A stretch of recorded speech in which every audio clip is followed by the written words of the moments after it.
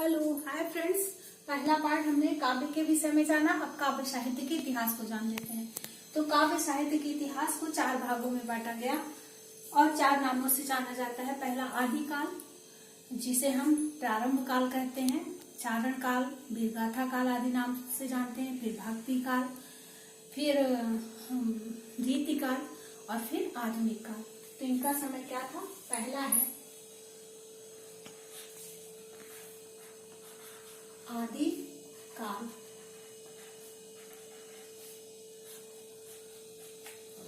भक्ति काल,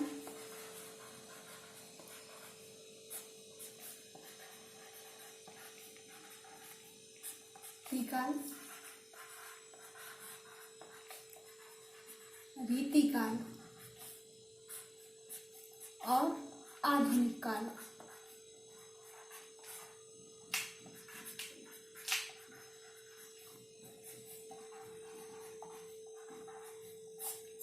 आदिकाल 743 से 1343 तक। भक्ति काल का समय 1343 से 1643 और रीति काल का समय हो गया 1643 से 1843 और आधुनिक काल का समय हो गया 1843 से आज तक।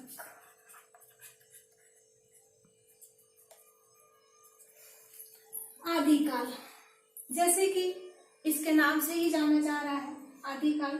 आदिकाल अर्थात काव्य साहित्य का प्रारंभ 743 से लेकर 1343 तक। आदिकाल 712 में मोहम्मद बिन कासिम के आक्रमण के बाद भारत में मुस्लिमों का आक्रमण प्रारंभ हो गया था और उस समय के जो राजा थे आपसी फूट के कारण एक दूसरे के ऊपर आक्रमण करते रहते थे।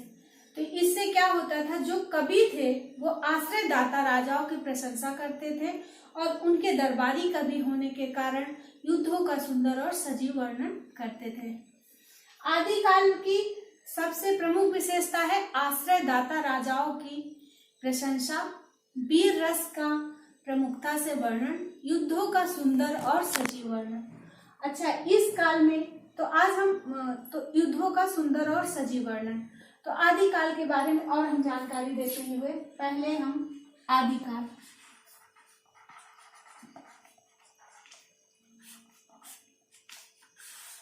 आदिकाल में जितनी भी रचनाएं हुई वो रासो ग्रंथ की परंपरा में रची गई और उनकी भाषा क्या थी? डिंगल।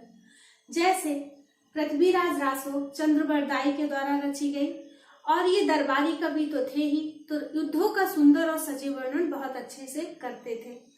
दूसरी दलपति विजय का खिमाड़ रासो, जितने भी हैं वो रासो ग्रंथ की परंपरा थी और यहाँ आश्रयदाता राजाओं का वर्णन था। और माहौल कैसा था इस समय? 712 में मोहम्मद बिन कासिम का आक्रमण होने के कारण राजाओं में आपसी फूट और वैमनस्य का वातावरण था। जब भी छोटी छोटी बातों में राजा एक दूसरे के ऊपर आक्रमण करने के लिए जाते थे, उस समय इनके कवि भी इनके साथ साथ जाते थे। इनके साथ साथ जाने के कारण ये लोग युद्धों का सुंदर और सजीव वर्णन कर देते थे।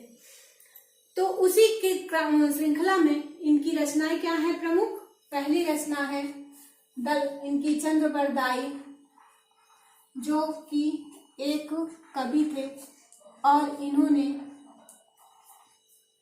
रचना लिखी पृथ्वीराज रासो। तो जितने भी ग्रंथ रचे गए वो राजाओं की प्रशंसा में रचे गए। तो इस युग की प्रमुख विशेषता क्या थी? युद्धों का सुंदर और सजीव वर्णन, वीर रस का प्रमुखता से वर्णन और जो राजा थे, राजा के कवि होने के कारण आश्रयदाता राजाओं की प्रशंसा आदि आदि। प्रमुख ग्रंथ चंद्रबरदाई का पृथ्वीराज रासो और इस काल में जितने भी ग्रंथ रचे गए वो रासो ग्रंथ कहला। इनकी भाषा क्या थी? डिंगल। अब दूसरा भक्ति काल। भक्ति काल का समय 1343 से लेके 1643। 1343 से लेके 1643 का समय यहाँ मुगल वंश का माना जाता है। यहाँ मुगलों का आक्रमण के पहले मुस्लिमों का आक्रमण था और 1643 तक तो मुगल काल की स्थापना एकदम समृद्ध में पहुंच चुका था, जिस कारण जैसे यह हर क्षेत्र में स्वर्ण युग की संज्ञा इसको दी जाती है। मध्यकाल को, भक्ति काल का समय क्या है? मध्यकाल। मध्यकाल में मुस्लिमों का तो यहाँ जितनी भी रचनाएं हुई वो भक्ति से भगवान को अर्पण की गई। और भक्ति काल की विशेषता क्या थी?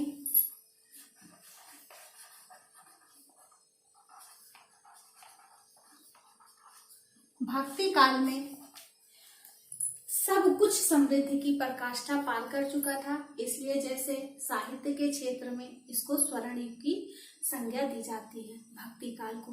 भक्ति काल में की जो परंपरा थी वो 2 भागों में थी। पहली एक थी सगुण और दूसरी थी निर्गुण। सगुण शाखा ईश्वर के साकार रूप की आराधना करना चाहती थी और निर्गुण जो निराकार ब्रह्म की उपासना में लीन रहती थी। सगुण के 2 भाग हुए, एक राम की आराधना और दूसरी कृष्ण की आराधना। निर्गुण के 2 भाग हुए, एक ज्ञान और दूसरी प्रेम।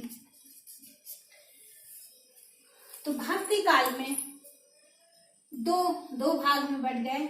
एक साकार ब्रह्म की उपासना करने वाले लोग थे जिनको सगुण, और दूसरे निराकार ब्रह्म की उपासना किए उन्हें निर्गुण। सगुण शाखा के 2 भाग हो गए, एक राम की उपासना पे बल देते थे, दूसरे कृष्ण की उपासना पे बल देते थे। जो राम की उपासना पे बल देते थे उनको रामाश्रय शाखा, और जो कृष्ण की उपासना पे बल देते थे उनको कृष्णाश्रय शाखा के नाम से जाना गया। निर्गुण शाखा के 2 भेद हो गए, जो ज्ञान के माध्यम से प्रभु को पाना चाहते थे और दूसरे प्रेम के माध्यम से प्रभु को पाना चाहते थे। ज्ञान के माध्यम से जैसे कबीरदास जी और प्रेम के माध्यम से जैसे सूफी संत, जिसमें मलिक मोहम्मद जायसी का नाम सर्वोपरि है। रामाश्रय शाखा के प्रमुख कवि तुलसीदास और कृष्णाश्रय शाखा के प्रमुख कवि सूरदास है। सूरदास के शिष्य वल्लभाचार्य ने अष्टछाप कवियों का निर्माण किया और वो उसे हम आपको ट्रिक के माध्यम से याद करवाएंगे। पहले हम आपको सब बता दें, उसके बाद जितना ये आपको कठिन लग रहा है उसको एक ट्रिक के माध्यम से हम आपको बहुत ही इजी वे में याद करवा देंगे। आप वीडियो में बने रहिएगा। तो पहला आदिकाल 743 से 1343 तक, फिर भक्ति काल सुख और समृद्धि का काल माना जाता है। मुस्लिमों का आक्रमण, मुस्लिम राज्य स्थापित होने के कारण चारों तरफ सुख समृद्धि थी, तो अब भगवान की आराधना में लोग ज्यादा समय व्यतीत करते थे, इसलिए भक्ति काव्य में भी इसका असर दिखाई पड़ा। वो काल किस नाम से जाना गया? भक्ति काल। भक्ति काल को स्वर्ण काल क्यों कहा जाता है? भक्ति काल में जो भाषा थी, जो साहित्य में भाव थे, वो सब समृद्ध की ओर इशारा कर रहे थे, इसलिए उसको स्वर्ण काल की संज्ञा दी गई। भक्ति काल में 2 शाखाओं में बढ़ गए, सगुण शाखा और निर्गुण शाखा। सगुण शाखा के 2 भाग, रामाश्रय शाखा, कृष्णाश्रय शाखा। रामाश्रय शाखा के प्रमुख कवि तुलसीदास और कृष्ण शाखा के प्रमुख कवि सूरदास। निर्गुण शाखा में उन्होंने एक ज्ञान के माध्यम से प्रभु को पाना चाहा, दूसरा प्रेम के माध्यम से। ज्ञानाश्रय शाखा के प्रमुख कवि हो गए कबीरदास और प्रेमाश्रय शाखा के प्रमुख कवि हो गए मलिक मोहम्मद जायसी। तो कंटिन्यू रखते हुए अब हम आदिकाल, भक्तिकाल और वृत्तिकाल के बारे में अध्ययन करेंगे।